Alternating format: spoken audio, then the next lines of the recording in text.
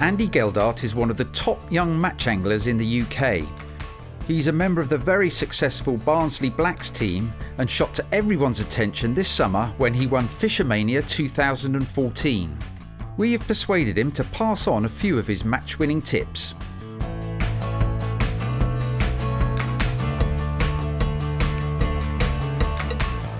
I'm often asked with method feeder fishing which is the best bait to put round the method. Has it been micro pellets or ground bait?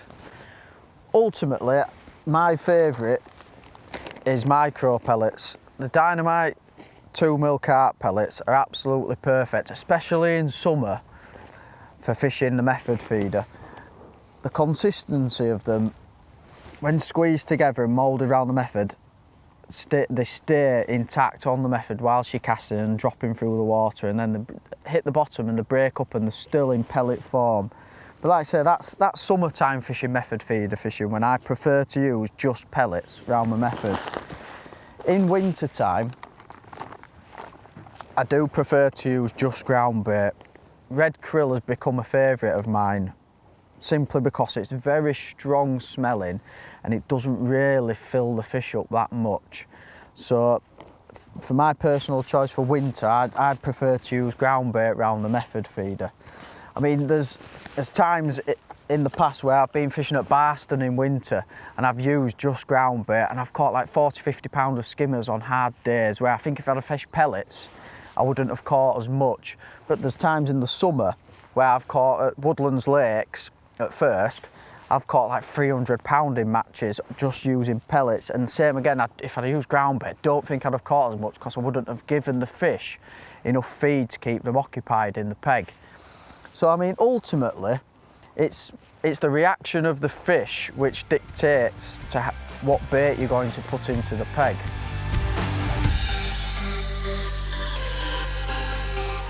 Over the generations of the method feeder being out, it's somewhat 20 to 30 years now.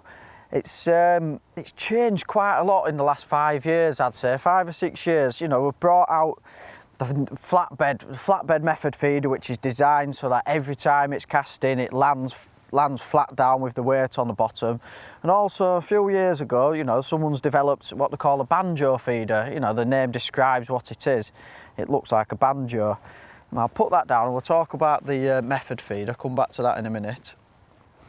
This is, like I said, this is a flatbed method feeder. I got asked this question so many times, is when would you use a method feeder over a banjo feeder? And in my personal opinion, I like to use a method feeder in depths of water, you know, chucking to islands and in depths of water up to like 3, maybe 4 foot.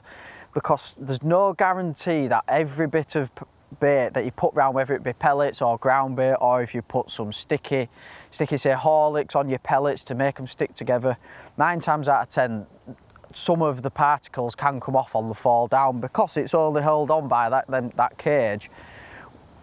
So in depths of up to 2, 3, 4 foot, I always prefer to use a method feeder.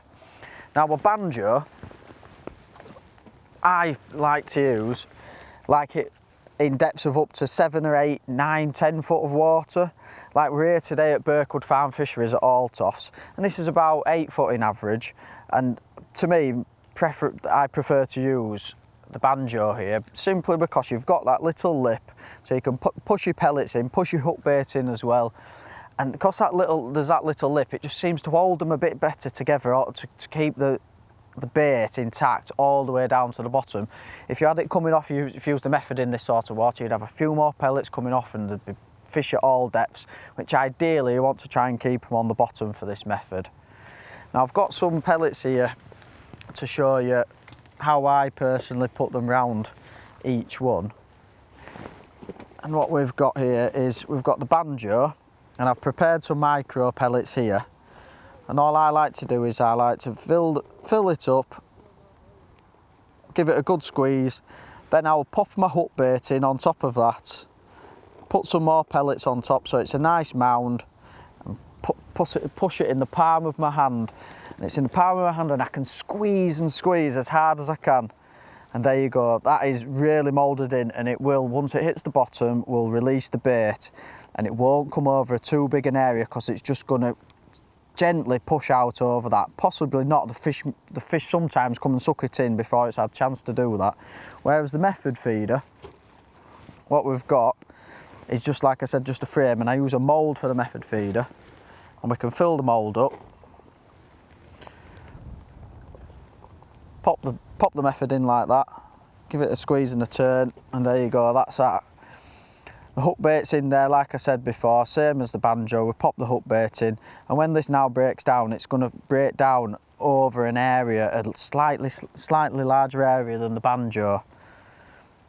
So there you go. You've got two completely different feeders, but doing relatively the same thing, different depths as to when I would use each different method.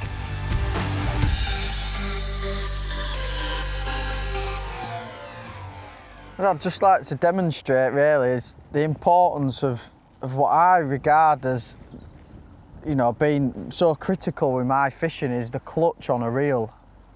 I much prefer to use a clutch than a backwind because I just feel it's a lot more sensitive and you lose a lot less fish.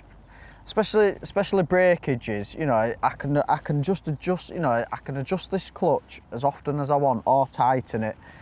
As the fish comes nearer to the net, I can loosen it off, so if it goes on and in last minute surges, see, it just pulls the clutch. Or same again, if I feel like I need to get the fish in a bit quicker, I can tighten it a bit. I just feel it's a massive part of my fishing to have the clutch set how you want it to. And there you go. That coming with ease is that.